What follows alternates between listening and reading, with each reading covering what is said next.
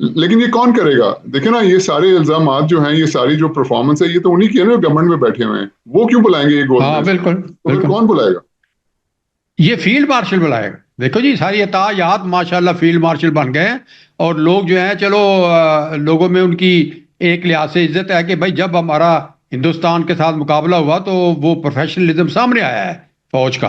फौज के बारे में बड़ी गलतफहमियां फैलाई गई थी कि फौज तो खत्म हो गई है जी, फौज तो प्रॉपर्टी डीलर बन गए हैं, वो कर रहे हैं। लेकिन देखे, जब मुकाबला हुआ है अपने से बड़ी ताकत का, तो उसमें फिर वो प्रोफेशनलिज्म खुल के सामने है। इसका मतलब ये है कि लोग ये सेटिस्फाइड हो गए हैं कि हमारा जो दफा है वो बड़ा मजबूत है, और हमें बैरूनी जारहियत से कोई खतरा नहीं है। इसलिए मैं कहता हूं कि हमें अंदर से खतरा है। खुदा के वास्ते बात को सुनो यार। हम तो अब जाने वाले लोग हैं, 82 अबव मेरी उम्र है, सारा ट्रैक रिकॉर्ड है, सारी जिंदगी का पूरे पाकिस्तान से मोहब्बत ही की है, मोहब्बत में गुजारी है पाकिस्तान से।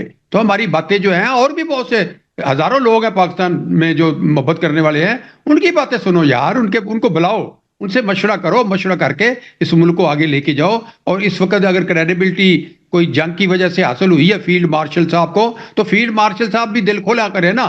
वो तो माशाल्लाह हाफिज कुरान भी हैं, और कुरान जिसके सीने के अंदर हो, उसके सीने में तो रोशनी होनी चाहिए, और वो रोशनी बाहर निकलनी चाहिए, पूरे पाकिस्तान में वो रोशनी फैलनी चाहिए। हदायत की किताब है, नूर की किताब है, रहमत की किताब है, बरकत की किताब है कुरान पाक। तो ये बरकत क्यों नहीं आ रही पाकिस्तान में? बरकत ही गायब हो गई है। तो इसलिए मैं जी समझता हूं कि ये जो उनकी जिम्मेदारी है, क्योंकि वो फील्ड मार्शल भी है, और अब वो आर्मी चीफ के साथ साथ कमांडर इन चीफ भी बन गए। पूरी कमांड है उनके, तो वो सारी जमातें जो हैं उनकी बात भी सुनेगी, और जमातों के अलावा जो दूसरे लोग हैं वो भी उनकी बात पे कान धरेंगे। बाकी ये जो जाहिर है कि सियासी जमातें हैं, उनके तो इख्तलाफात होते हैं, लेकिन मेरा ख्याल ये है कि फील्ड मार्शल खुद अगर एक नेशनल कॉन्फ्रेंस बुलाएं, गोलमेज कॉन्फ्रेंस बुलाएं, ओवरसीज लोगों को भी बुला लें, कुछ लोगों को बेशक 2 दिन चलाएं उसको।